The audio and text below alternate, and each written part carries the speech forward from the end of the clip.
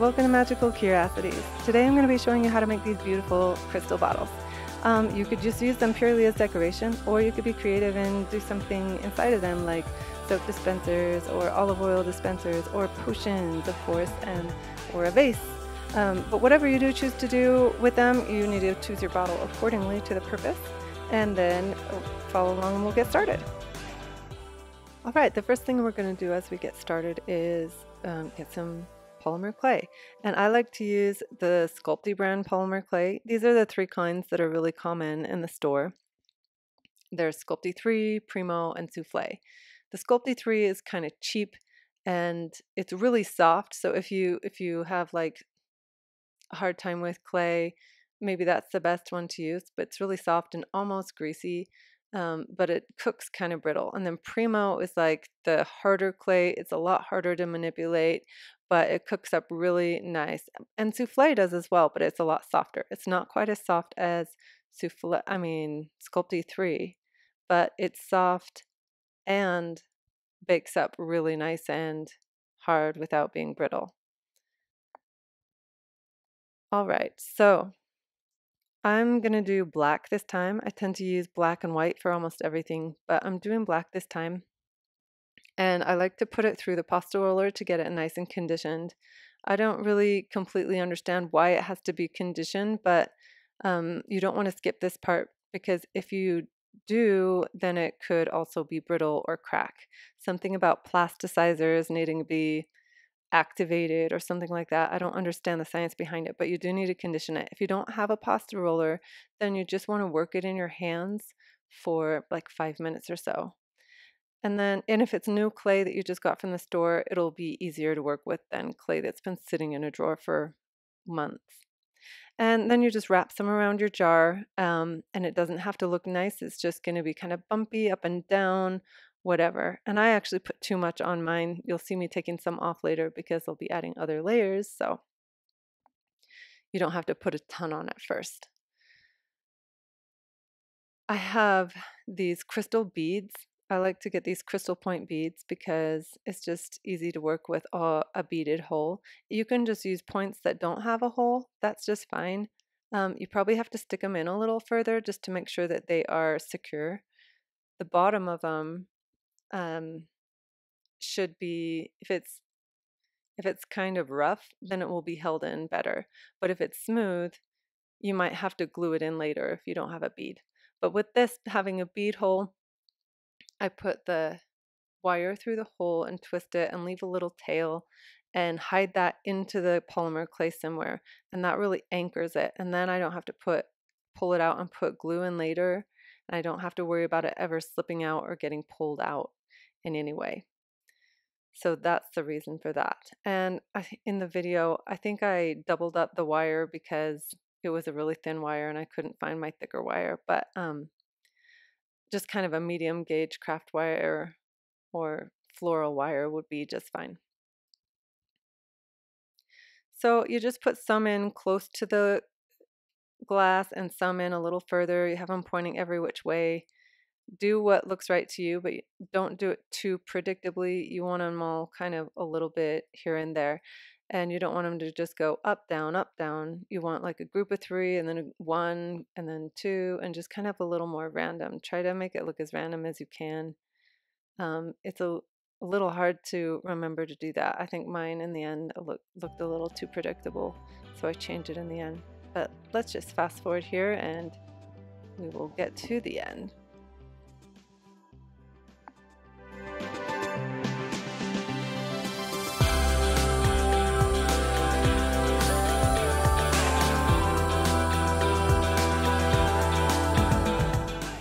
All right, I've put most of the crystals on that I'm going to do. I put probably more crystals on this than I do on most of them. If you have big crystals, you could do less. I kind of like to do littler crystals and do more. That's kind of my favorite look. But again, you don't have to do just crystals. You could put like drusies in and things like that. So in the end, I thought that my crystals were looking a little bit predictable. So I'm going back to kind of zhuzh it a little bit. I'm going to put like maybe one right here, sticking out a little further, and you just get that piece of clay and well, this piece of clay I'm putting in the back to kind of make room for another little crystal in the back, or you can just do it to make it go up a little more up and down instead of all one level. Um, but yeah, getting those crystals on, I don't just stick them in the clay.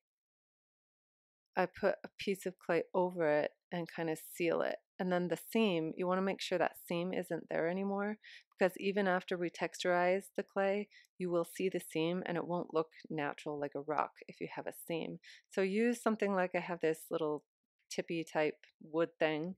I don't even know what it is or where I got it, but usually I use silicone tools made for clay. I like the big thick ones that you get for actual ceramics rather than the little ones for polymer clay, but I couldn't find them. And then I use these wire brushes after everything's smoothed out and zhuzhed to the way I want it. And I take the tippy side. You don't have to use a wire brush. You can just like get a bunch of needles and try to make your own, but it's just so much faster with a wire brush. And then you just kind of poke your clay until it has a beautiful kind of rough texture that kind of reminds me of rock. I also use this same method to make moss texture, and it really works out pretty well. So then I have this pin tool, and this particular one I just got at the dollar store. It comes with like 2 or 3 tools, like super good deal. If you don't have a dollar store or don't have a tool like this, you can just use a wire, a thick wire or something, or like a needle. And I just kind of do figure eights, kind of like pull it and fluff it, I guess, I don't know, with the needle to kind of make a rough texture. That's just to give it a little bit more depth than just the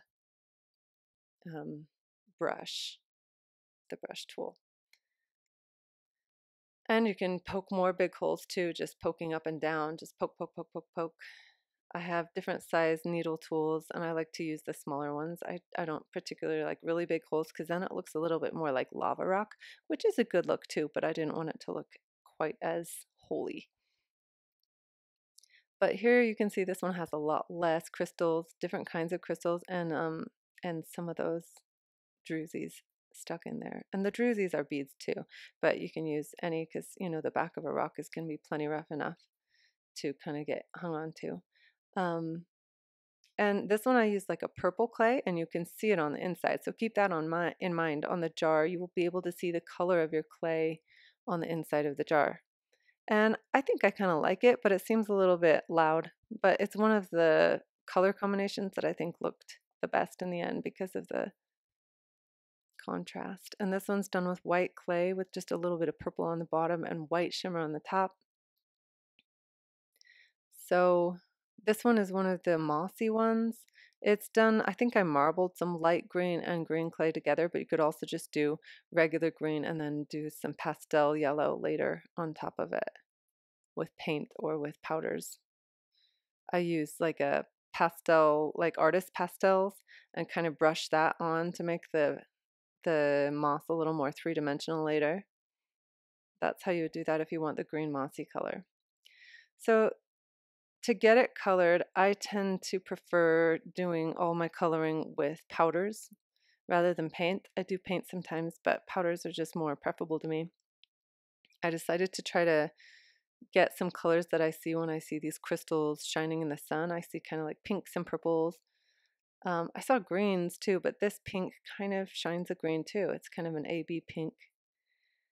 So I'm using mica powders. I think this one is a Pearlex, comes in the Pearlex set. But you can get mica powders like at any craft store. I think they even have them at Walmart now. I'm not completely sure. But because of acrylic pouring and things like that, mica powders have become really easily available. If you can't find it at a store near you, they're online. Just search mica powders or micro glitter or something like that. I'm going with kind of a creamy white for the next layer. You could just leave it all black too. I kind of like how the white shiny crystal really stands out against the black, and me putting a lot more of this white shimmery stuff actually kind of makes it less contrasty. So I don't know. Just depends on the look you like. Do you want it to blend in more? Do you want it to have a color fade? You could just do it all one color. I kind of like the color fade look, and I like it to be shimmery. I kind of want to get some more ABs. Most of my AB is like when the color shifts color, you know, like it goes from blue to red. I don't have very many powders that do AB, so I'm hoping to get or find some of those. If you know where to get them, let me know in the comments. Looking pretty good.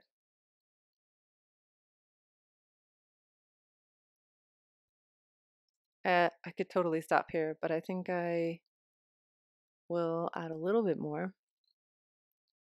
Maybe some bright pink. I think the bright pink would make it a little more contrasty with the white looking crystals.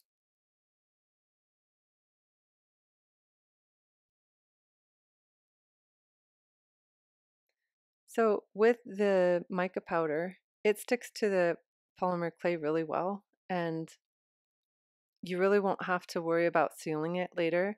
If it was something like a necklace or something that was handled a lot, the powder could rub off and become dull and not very vibrant anymore. But with something like this that's not handled a lot, the powder is not going to just come off. It would take a lot of rubbing to get it off, so you don't have to really seal it afterwards, which is one thing I really love about the mica powders. But again, like if you were doing this on jewelry, I would seal it with something, a matte sealer. Go to bluebottletree.com to see what kind of good sealers there are for polymer clay. But once you're done with all of that, then you just want to cook it in the oven. Follow the directions on your polymer clay packet, and do not, well, don't leave the lid on the jar, and do not try to cool it down by quenching it, or you'll break the glass and probably the crystals too, because it needs to dry down, cool down slowly. So take it out of the oven and let it cool at room temperature. Also make sure that you cook it for the full time so that it doesn't become brittle, because undercooking can make it very fragile. So cook it for the full time, err on the a little bit more side. And that's the tutorial for the crystal bottle. What do you think? I think that I might be putting a large one, like doing a olive oil bottle with one of mine. You could also do like witch bottles, of course. Um, or you could put like little perfumes. What do you think you would put in yours? Or would you just put it on the shelf as decoration? Or you could even do it in a larger bottle and make it into like a soap dispenser or something like that. There's so many things you could do. Put your own twist on it and make it yours, right? If you don't want to make one and you'd like to buy one from me, I'm listing all of these jars on my Etsy, and I'll have the link in my description. If you did learn something from this tutorial today and enjoyed it, please put a little like and subscribe, and you could hit the little bell on it, because I don't upload very consistently. So if you want to know when I upload my next one, then hit the bell. And leave a comment if you have any questions on how to do anything or were confused by anything. I try to answer comments. It might be a few weeks or it might be a couple hours, but I will try to answer your comment or question. And I hope you have a magical day. Goodbye.